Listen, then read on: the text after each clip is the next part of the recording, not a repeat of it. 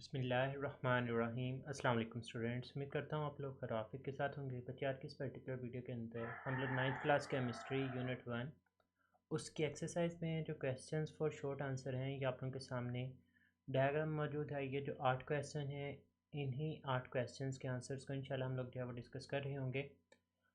Let's start the first question. Why is there a need to divide the chemistry into many branches, give 3 reasons.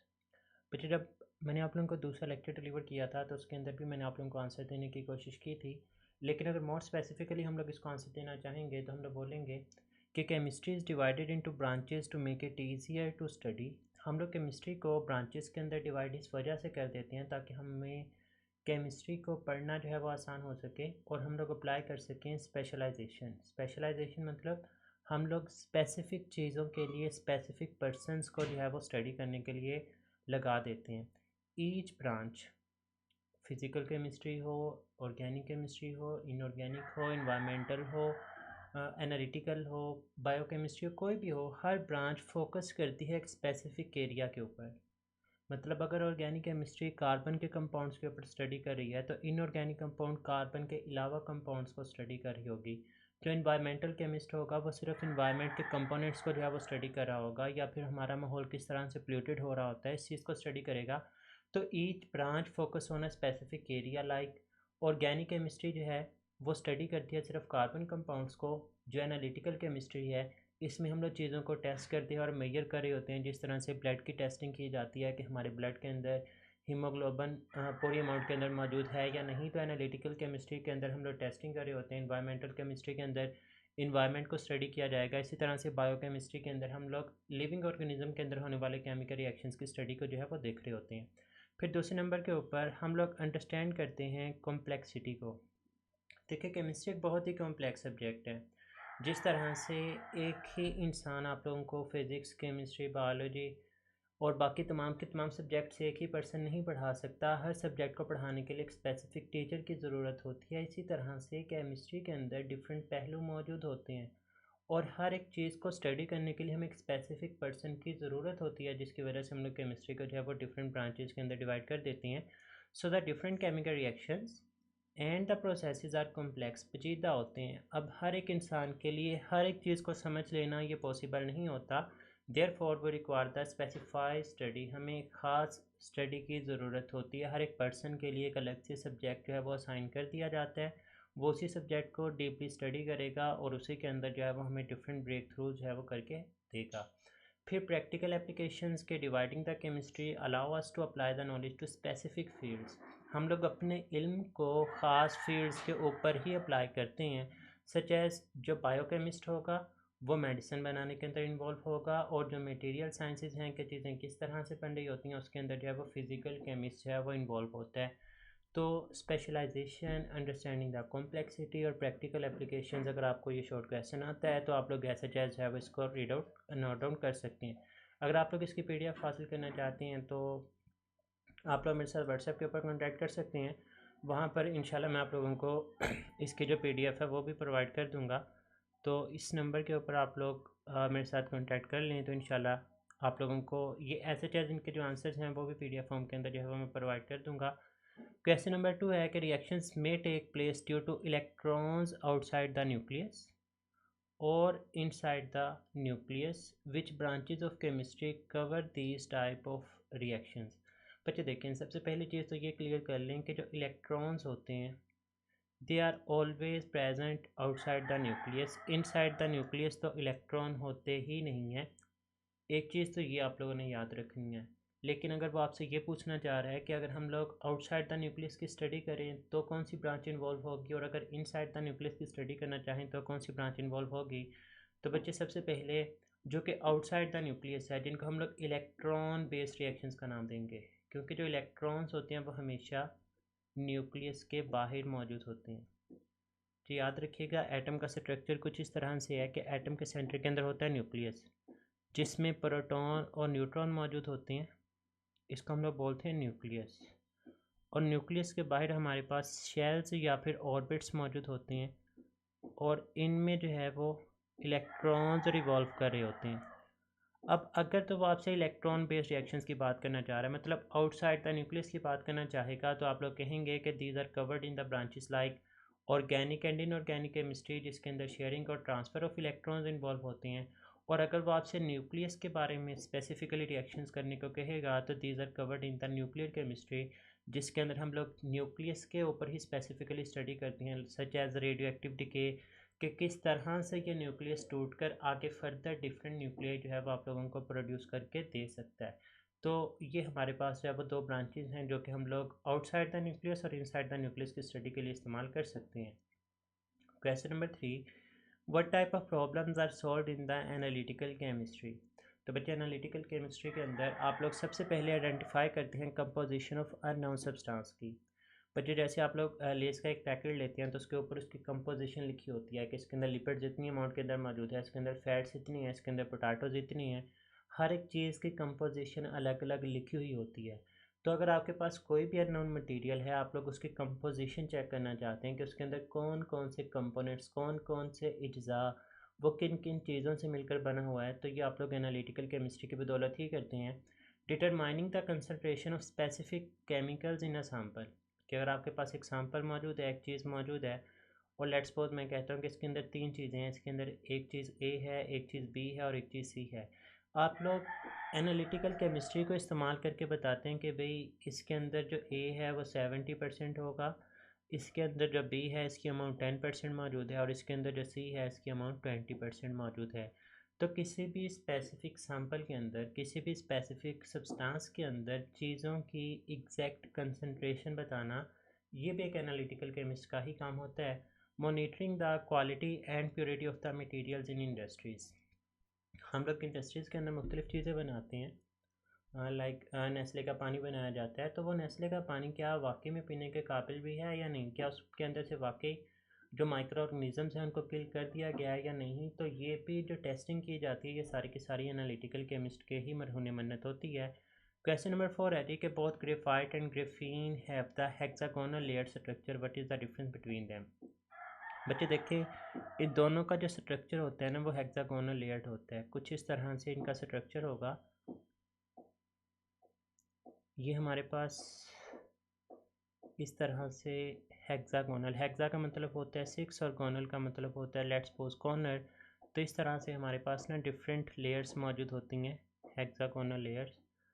अब जो ऊपर draw किया है वो let's suppose एक layer है, ये हमारे पास दूसरी लेयर मौजूद है, और इसी तरह से इसके नीचे हम लोग एक और लेयर ड्रा कर देते हैं जो कि इसकी तीसरी लेयर बन जाएगी।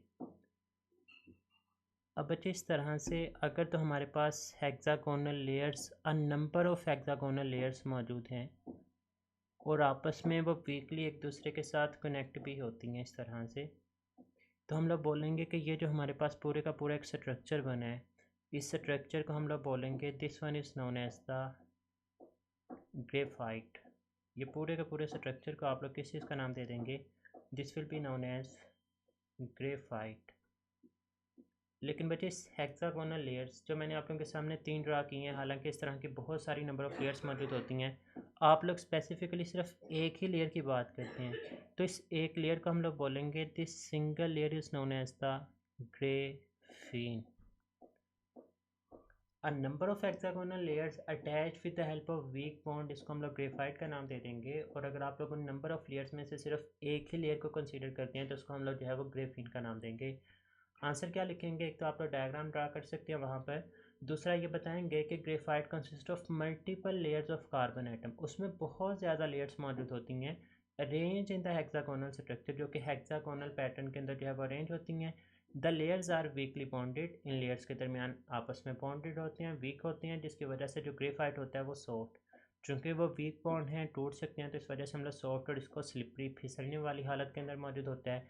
लेकिन अगर ग्रेफीन की बात करें तो graphene consist of a single layer of carbon atom, सिर्फ एक ही लेयर को आप लोग ग्रेफीन का नाम देंगे। It is stronger. बच्चे अब एक ही है, इसको ब्रेक करना पॉसिबल नहीं है, तो ये स्ट्रॉन्ग होगा, मोर कंडक्टिव, इलेक्ट्रिसिटी को कंडक्ट कर सकेगा, light weight compare to the graphite, और इसका जो वज़न होगा वो हल्का होगा, चूँकि ये सिर्फ एक ही लेयर के ऊपर मुश्तमिल है। कहा जाता है कि इसका जो वज़न होता है वो एक फीदर, जिस तरह से एक पर होता है, उस तरह से जो है वो इसका वज़न हमें देखने को मिलता है। तो ये ग्रेफाइट और ग्रेफीन के दरमियान डिफरेंस है। Question number 5, why are supercritical fluids important. बच्चे सुपर क्रिटिकल फ्लूइड्स होते क्या हैं? जब हम लोगों ने एग्जॉटिक स्टेट्स ऑफ मैटर से ऊपर कुछ स्टेट्स ऑफ मैटर को डिस्कस किया था, सबसे पहले तो हम लोगों ने गैस, लिक्विड और सॉलिड को डिस्कस किया था, और फिर हमने कहा था कि कुछ स्टेट्स ऐसी भी होती हैं जो कि इनके दरमियान एग्जिस्ट करती हैं। लाइक गैस और लिक्विड के दरमियान जो चीज़ एग्जिस्ट करती है उसको हम लोग सुपर क्रिटिकल फ्लूइड का जो है वो नाम दे रहे थे। Like carbon dioxide at high pressure. अब कार्बन डाइऑक्साइड एक गैस है, इनके मालिक्यूल्स एक दूसरे से बहुत दूर दूर होते हैं। अगर आप लोग इसके ऊपर प्रेशर अप्लाई करते हैं और प्रेशर अप्लाई करके मालिक्यूल्स को एक दूसरे के नज़दीक ले आते हैं, तो बच्चे होती तो ये गैस ही है, लेकिन मालिक्यूल्स इतने नज़दीक आ चुके होते हैं कि वो लिक्विड्स की तरह बिहेव करना स्टार्ट कर देते हैं। तो इस वजह से carbon dioxide at high pressure जो है वो सुपर क्रिटिकल फ्लूइड के तौर पर काम करेगी। और ये इंपॉर्टेंट क्यों होती है?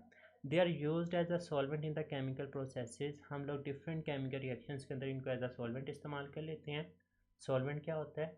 अब सैचुरेटेड और अनसैचुरेटेड सोल्यूशन में डिफरेंस करते हुए मैंने आपको ये चीज़ समझाई थी कि सॉल्वेंट वो चीज़ होती है जिसके अंदर हम लोग कोई चीज़ हल कर देते हैं। जैसे मैंने आपको बताया था कि पानी के अंदर अगर आप लोग नमक को हल करें तो पानी जो है वो सॉल्वेंट है, और नमक जिसको आप लोग हल करे होंगे वो सल्यूट होगा। They allow for the efficient extraction of the compound. Compound में से चीज़ों को अलग करने के लिए भी जो है हम लोग सुपर क्रिटिकल फ्लूइड्स को इस्तेमाल करते हैं। फॉर एग्जांपल कॉफ़ी में से कैफ़ीन को अलग करने के लिए they are environmentally friendly compare to the conventional solvents. Normal solvents की बजाय हम लोग सुपर क्रिटिकल फ्लूइड्स को इस्तेमाल करते हैं क्योंकि वो इन्वायरमेंटली फ्रेंडली होते हैं। मतलब ये कि ये हमारे माहौल के अंदर पोल्यूशन का सबब नहीं बनते, हमारे माहौल को जो है ये साफ़ रखते हैं। इस वजह से हम लोग सुपर क्रिटिकल फ्लूइड्स को ज़्यादा तौर पर इस्तेमाल कर रहे होते हैं। नेक्स्ट क्वेश्चन है जी कि in which state does matter exist in the sun. तो बच्चे सन, सूरज जो है वो बेसिकली प्लाज्मा स्टेट के अंदर एग्जिस्ट करता है। और प्लाज्मा स्टेट एक ऐसी स्टेट होती है जहाँ पर एटम्स आयोनाइज होकर पॉजिटिव आयंस बना देते हैं और free electrons due to extremely high temperature. बच्चे लेट्स सपोज ये आपके पास एक एटम है जिसके सेंटर के अंदर क्या मौजूद है? ये न्यूक्लियस जिसमें प्रोटॉन और न्यूट्रॉन है, और उसके बाहर शेल और ऑर्बिट्स के अंदर क्या चीज़ें मौजूद हैं? इलेक्ट्रॉन्स। जब आप लोग इसको बहुत ही ज़्यादा हीट प्रोवाइड कर देते हैं, ऑन प्रोवाइडिंग द हीट, ये हीट इसको इतनी एनर्जी प्रोवाइड कर देती है कि वो इससे इलेक्ट्रॉन को जो है वो नॉकआउट कर देती है। जब इलेक्ट्रॉन नॉकआउट हो जाएगा तो पीछे आपके पास सिर्फ न्यूक्लियस बच जाएगा, और इस न्यूक्लियस के ऊपर चार्ज होगा पॉजिटिव, और इलेक्ट्रॉन्स हैं वो यहाँ से नॉकआउट हो चुके हैं। और वो यही चीज़ आपको समझाने की कोशिश करता है कि एटम्स आर आयोनाइज्ड। ये आयोनाइज हो चुके हैं। आयोनाइज होने का मतलब कि उनके ऊपर पॉजिटिव या नेगेटिव चार्ज आ चुका होगा।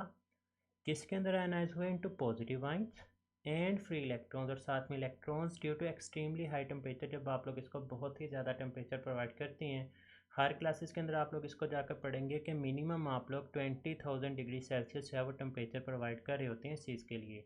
नेक्स्ट है जी, what is the importance of graphene. Graphene अभी मैंने आपको लास्ट स्लाइड के ऊपर बताया कि एक सिंगल लेयर को जो है वो हम लोग ग्रेफीन का नाम दे रहे होते हैं, और इसकी इंपॉर्टेंस के अंदर आप लोग लिखेंगे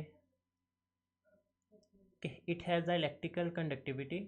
इलेक्ट्रिकल कंडक्टिविटी होती है इसकी, मतलब इलेक्ट्रिसिटी को ये कंडक्ट कर सकता है, जिसकी वजह से हम लोग इसको इलेक्ट्रॉनिक्स, बिजली की चीज़ों के अंदर इस्तेमाल कर सकते हैं।